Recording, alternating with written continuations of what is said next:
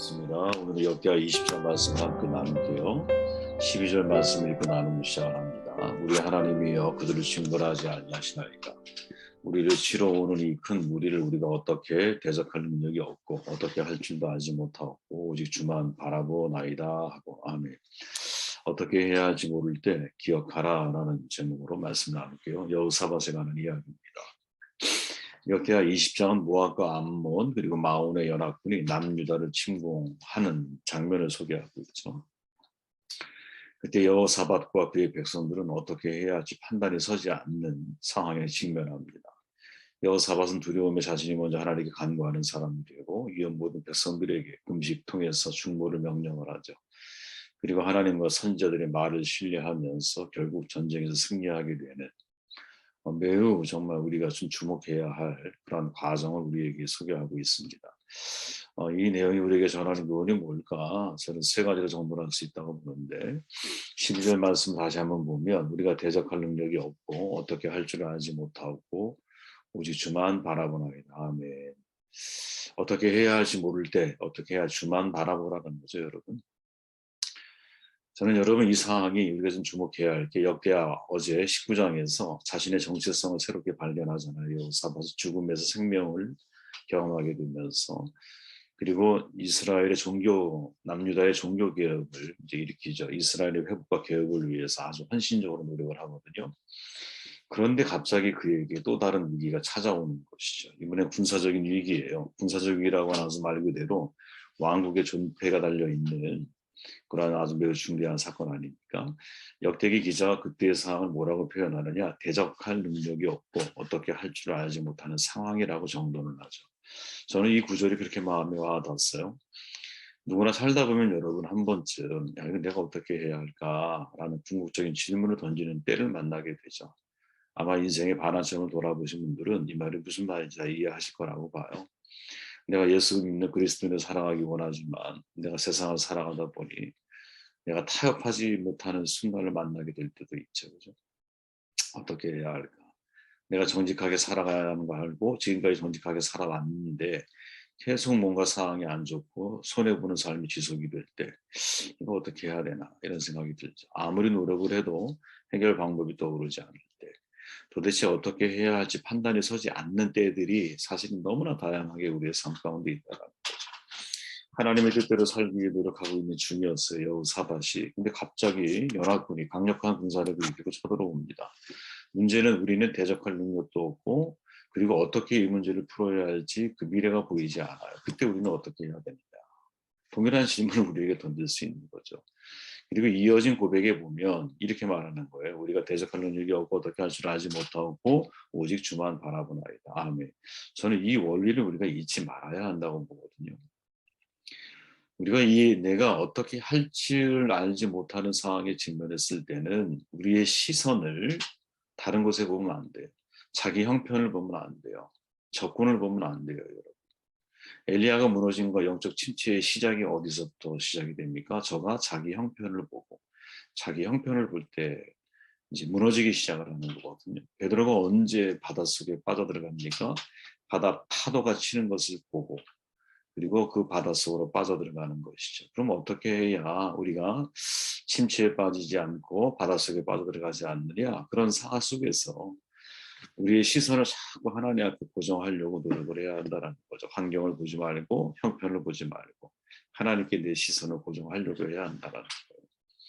한 죄수는 창문 바로 밑에 있는 하수를 보면서 그렇게 수감 생활을 해요. 다른 죄수는 도랑 너머에 있는 푸른 초원을 바라보며 미래를 그리는 데 시간을 썼다 그러죠. 시간이 지나 두 사람 모두가 석방이 됐어요.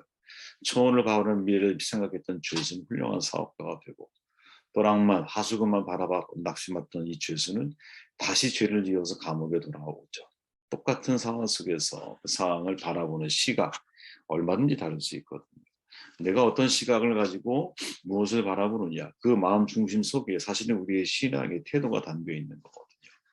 아브라함 외아들 이삭을 번제로 드려야 하는 고민에 빠지죠. 만약 그가 이삭만 바라본다면 실행에 옮기기 어려운 거죠. 왜?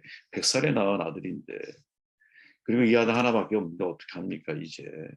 근데 이삭 뒤에 계신 누구? 하나님을 보죠. 죽음에서 다시 살리실 수 있는 하나님을 생각하면서 번제를 드리는 거예요. 야곱이 광야 고독에서 이제 고독한 광야 생활 가운데서 하늘과 연결된 사다리를 보죠. 그래서 그의 인생에 그 하나님께서 나를 다시 이 땅에 돌아오게 하실 것을 기대하며 떠나는 거예요. 그죠? 다니엘이 죽음의 사자굴 속에서 하나님의 구원의 손길을 보는 거죠. 그죠? 호세아가 아내의 배신 속에서 하나님의 사랑을 보고, 아모스가 민족의 멸망 속에서 하나님의 정의를 보는 거죠. 엘리야 850명의 바알 아세라 선지자들이 있었거든요. 근데 그들을 보는 게 아니라 850대 1로 어떻게 싸워서 이겨. 하늘에서 불을 내리시 하나님을 보는 거죠. 그리고 작은 먹구름 하나를 바라보면서 가뭄을 해결할 수 있는 큰 비를 보는 거잖아요. 그들은 모두 사실은 대적할 능력, 즉 문제를 해결할 수 있는 능력이 지금 나에게 없는 상황 속에, 해결의 실마리가 보이지 않는 상황 속에 직면해 있었다라는 거죠. 그때 무엇을 봐? 주님을 보는 거예요. 저는 우리가 이런 신앙이 되어야 한다고 늘 봐요. 제가 지난번에 말했죠. 절망 피해갈 수 없어요. 그러나 절망에 머무르지 않으려고 하는 마음 자세를 갖는 것은 너무나 중요한, 그게 아사왕의 문제라는 거잖아요. 그렇게 아플 때에도 그는 주님을 찾지 아니하고 의사를 찾았다. 이 말 속에 역대기 기자가 하고 싶은 말은, 그가 주님을 찾으면 병에서 나을 거야, 이 말을 하려고 하는 게 아니에요. 위독한 병에 걸린 것 자체를 문제 삼는 것도 아니에요. 그가 무엇? 하나님을 찾지 않는다라는 거죠. 하나님을 찾지 않는다라는 것. 절망에 머무르려고 한다라는 거죠. 그리고 절망에 머물러 있는 모습 과정 속에 인간적으로 놓고 볼 때는 의사만을 찾는 거죠. 의사만을. 하나님의 뜻은 그게 아닌데 우리의 신앙의 모습을 한 번쯤 돌아오게 만드는 중요한 내용이 아닌가 하는 생각을 해보게 됩니다. 3절 말씀을 볼게요. 여호사밧이 두려워하여 여호와께 낯을 향하여 간구하고 온 유다 백성이 금식하라 공포하며 아멘. 어떻게 해야 할지 모를 때 기도하라는 거죠. 이 연합군의 수가 엄청났거든요. 객관적인 전력으로 유다의 힘으로 도저히 이길 수가 없는 숫자였어요. 근데 포항까지 왔다라는 소식을 들어 여호사밧이 두려워. 왜? 대적할 능력이 없으니까. 어떻게 이 문제를 풀어야 할지 답이 없어요. 그러니까 오직 주만을 바라보고 난 그 이후의 반응이 뭐냐? 기도한다라는 것도, 하나님을 간구한다. 자기가 먼저 기도하고 그 다음에 뭐 중보기도를 요청하죠. 아니죠. 어떻게 보면 중보기도가 아니죠. 그 백성들 역시 자기들의 문제잖아요. 그죠? 하지만 이 순서만큼은 중요하다는 거죠. 누구에게 어떤 문제에 대해서 기도를 요청하기 전에 내가 먼저 기도자가 되는 것. 여러분 겟세마네 기도에서 주님이 제자들에게 먼저 기도의 번호 보이시죠. 그리고 뭐라고 말씀하세요? 시험에 들지 않게 깨어 기도해라. 이렇게 말씀하시는 거예요. 내가 먼저 기도하고 같이 함께 있는 사람들을 기도자로 세우는 거죠. 내가 기도하지 않으면서 다른 사람의 기도를 요청할 수가 있겠어요. 그죠? 근데 이 겟세마네 기도의 장면 또한 어떠한 장면이냐? 하나님께서, 주님 예수님께서 십자가 앞에서 내가 어떻게 해야 할지에 대한 판단이 서지 않을 때라고 우리가 상정할 수 있겠죠. 왜? 그 기도 이후에 상황은 달라지지 않지만 예수님의 마음이 바뀌잖아요. 그 포도주 잔을 당신이 마시려고 하죠. 그리고 아버지의 뜻이라면 내게 이루어지기를 기대하고 실천하고 옮겨 나아가죠. 그런데 우리가 주목할 게 뭐냐면, 그렇게 서로 비슷한 상황으로 연결된 겟세마네의 기도에서 예수님이 이제 제자들에게 이렇게 말씀하시잖아요. 제자들에게 오사 그 자는 곳을 보시고 베드로에게 말씀하시되 너희로 따라오세요. 너희가 나와 함께 1시간도 이렇게 깨어 있을 수 없다며 시험에 들지 않게 깨어 기도하라. 마음에는 원이로되 육신이 약하도다 하시고 아멘. 시험에 들지 않게 깨어 기도하라 라는 말 속에 담긴 중심적인 의미가 뭐냐면 깨어있는 자만이 기도할 수 있다라는 거. 이게 무슨 말이냐. 지금 여호사밧에게 이 상황을 우리가 적용해 보면 여호사밧이 오직 주만 바라보고 어찌할 바를 알지 못하는 그 상황 속에서 두려워하는 마음으로 하나님 앞에 기도할 수 있다는 것. 이건 역으로 말하면 그가 깨어있는 사람이라는 거예요. 그러니까 모두가 다 그런 상황 속에서 하나님을 찾는 게 아니라는 거지. 모두가 다. 모두가 다 어려운 상황 속에서 하나님을 찾는 게 아니라는 거예요. 시험을 극복하는 사람은 누구냐? 그 시험이 나에게 오기 전이든 시험이 나에게 다가왔든 그 어떠한 상황 속에서도 내가 하나님 앞에 깨어있는 사람, 즉 기도를 할 수 있는 사람이 되는 것이 시험에 대해서 문제 해결 능력을 가지고 있는 사람이라는 뜻이거든요. 그러니까 우리에게 적용해보면 그런 거예요. 여러분, 사람들이 모두 어떤 문제에 직면했을 때 하나님을 찾는다? 아니에요, 여러분. 신앙인이라고 다 그게 보장된 게 아니에요.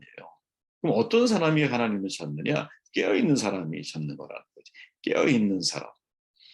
깨어있는 사람은 시험이 나에게 찾아왔을 때 시험에 들지 않는 내공을 갖출 수 있는 사람이고, 설령 나의 인생 가운데 시험을 만난다 할지라도 그 시험을 헤쳐나아갈 수 있는 열쇠를 가지고 있는 사람.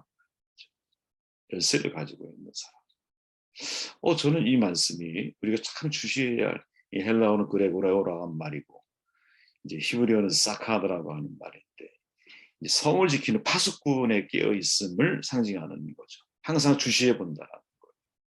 그죠? 항상 내가 지켜보고 주시한다라는 뜻을 가지고 있어요. 이게 무슨 말이냐? 내 인생에 여호사밧을 놓고 보았을 때 대적할 힘이 없잖아, 내가. 그죠? 그리고 이 상황을 대적할 힘이 없으니까 어떻게 이 문제를 풀어야 할지 알지 못하잖아. 그런데 그때 이 여호사밧이 주시한 게 뭐냐? 지켜본 게 뭐냐? 이거는 하나님이 우리를 돕지 않으면 이 문제는 해결이 안 되는구나. 하나님이 나를 돕지 않으면 이 문제는 해결이 안 되는구나. 그리고 주님을 바라보는 거죠. 주만 바라볼지라. 그 결과 어떻게? 이 문제가 아주 놀라운 방법을 하나님이 해결해 가시는 이제 역사가 나타나는 거죠. 8절 말씀을 읽고 말씀을 정돈할게요. 나머지 좀 읽어보십시오. 그들이 이 땅에 살면서 주의 이름을 위하여 한 성수를 주를 위해 건축하고 이르기를 만일 재앙이나 난리나 견책이나 전염병이나 기근이 우리에게 임하면 주의 이름이 이 성전에 있으니 우리가 이 성전 앞과 주 앞에 서서 이 환난 가운데에 주께 부르짖은즉 들으시고 구원하시리라 하였나이다. 아멘. 어떻게 해야 할지 모를 때 기억해야 한다라는 거죠. 자, 지금 이 내용은 뭐냐면 여러분, 여호사밧이 솔로몬 왕의 성전을 봉헌하잖아요. 그때 드렸던 기도의 일부 내용을 떠올린 거예요. 그러니까 이게 아마 부전이든 아니면 문서든 간에 이게 사람들에게 연결이 되었던 것 같아요. 그죠? 여호사밧이 성전 봉헌 때 솔로몬이 했던 기도의 내용을 기억하고 있는 거야. 그것을 근거로 기도를 하는 거예요. 만일 재앙이나 난리나 견책이나 전염병이나 기근이 우리에게 임하면 주의 이름이 이 성전에 있으니 우리가 이 성전 앞에 주 앞에 서서 이 환난 가운데서 주께 부르짖은즉 들으시고 구원하시리라 하였나이다. 아멘. 어떻게 해야 할지 모를 때는 하나님의 약속을 기억해야 하는 것이죠. 그죠? 하나님의 은혜를 기억해야 한다. 내가 받은 은혜를 기억하려면 내가 살아왔던 지난 날들 속에서의 하나님의 은혜가 무엇인지를 다시 내가 매번 회상하고 상기하는 힘이 나에게 있어야 되는 거거든요. 사도 바울이 지난날 자기의 삶을 돌아보면서 내가 누구였던가를 항상 생각을 하잖아. 그래서 바울이 항상 말하기를 나의 나된 것은 모두 하나님의 은혜다. 이렇게 고백하는 것이. 우리는 은혜로 구원을 받고 율법을 지켜서 구원을 유지하려고 하는 속성을 자꾸 갖고 있거든요. 왜? 자기 의가 그만큼 떼어내기 어려운 문제인 거예요. 아니에요, 여러분. 우리는 은혜로 구원을 받고 지금도 은혜로 살고 있고 앞으로도 은혜로 살아야 할 사람입니다. 근데 이때 기억한다라고 하는 이때 기억하는 이 장면 속에는 중요한 내용이 사실은 숨겨져 있는데 예를 들어 이런 거예요, 여러분. 시편 77편에 보면 유명한 아삽의 시가 나오잖아요. 아삽이 매우 고통스러운 시기를 보내고 있거든요. 그의 고백을 들어보면 이렇게 말하죠. 내가 하나님을 기억하고 불안하여 근심하니 내 심령이 상하도다 셀라. 주께서 내가 눈을 붙이지 못하게 하시니 내가 괴로워 말할 수 없나이다. 얼마나 고통스러웠으며 심령이 상한다고 고백을 하고 불안과 근심이 떠나지 않고 이제 잠을 이루지 못하고 너무나 괴로워하는 그런 시기를 보내고 있죠. 근데 그에게 변화가 생겨요. 77편 11절에 보면 이렇게 말하죠. 곧 여호와의 일들을 기억하며 주께서 옛적에 행하신 기이한 일들을 기억하리이다. 제가 개인적으로 참 좋아하는 구절인데 두 가지 단어가 나오죠. 하나는 remember, 그 다음 repent라고 하는 회개하다, 기억하고 돌이켰다 이런 말이에요. 여기에서 아삽이 가장 강조하는 것 중에 하나가 뭐냐면 기억하겠다라고 거듭 말하거든요. 근데 이때의 기억은 여러분 영어로는 물론 remember라고 하는 단어가 사용이 되어졌지만 근데 이 remember의 의미 속에 담겨져 있는 그 원어의 뜻을 우리가 접근해 보면 다각도로 접근해 보면 6절에 기록되어져 있는 내용이 이 내용 속에 포함되어 있는 거예요. 6절에 뭐라고 되어 있느냐 이렇게 말해요. 밤에 부르던 내 노래를 생각하면서 생각에 깊이 잠길 때에 내 영혼이 속으로 묻기를, 이때에 생각에 깊이 잠긴다라는 바로 이 말이 여러분 부지런히 하나님의 말씀 성경을 살핀다는 뜻을 가지고 있거든요. 그러니까 단순히 하나님이 행하신 옛적 일만을 기억하는 것이 아니라 하나님의 말씀을 부지런히 살피는 거야. 왜 살필까요? 왜 살필까? 하나님의 마음을, 이 상황과 문제에 대한 하나님의 뜻을, 그리고 이 문제를 통해서 하나님이 나에게 말씀하고 있는 내용들, 누구를 통해서? 말씀을 통해서 우리가 제대로 이해하기 위해서 그 작업을 하는 겁니다. 그러니까 그리스도인은 여러분, 내가 대적할 수 있는 능력이 없고 내가 이 상황에 어찌 대처할 수 있는 능력이 나에게 없어. 어찌 해야 할 바를 내가 알지 못하겠어. 그때 우리는 어떻게 반응해야 되느냐. 그죠? 기억해야 돼요. 무엇을? 하나님의 옛적 기사들을. 지금까지 나를 이끌어 오셨던 하나님의 은혜의 과정들을. 그죠? 내가 사망의 음침한 골짜기를 걸을 때 하나님이 나를 위로하시고 격려하시고 이끌어 오셨던 과거를 떠올려야 되는 거야. 나의 나된 것은 하나님의 은혜라는 사실을 기억하는 거예요. 그런데 이 기억 플러스 뭐가 필요하냐? 생각에 잡혀야 되는 거지. 이때 생각이 뭐예요? 말씀을 부지런히 살펴야 된다는 거지. 왜? 하나님의 말씀이 우리 인생의 모든 문제에 대한 열쇠거든요.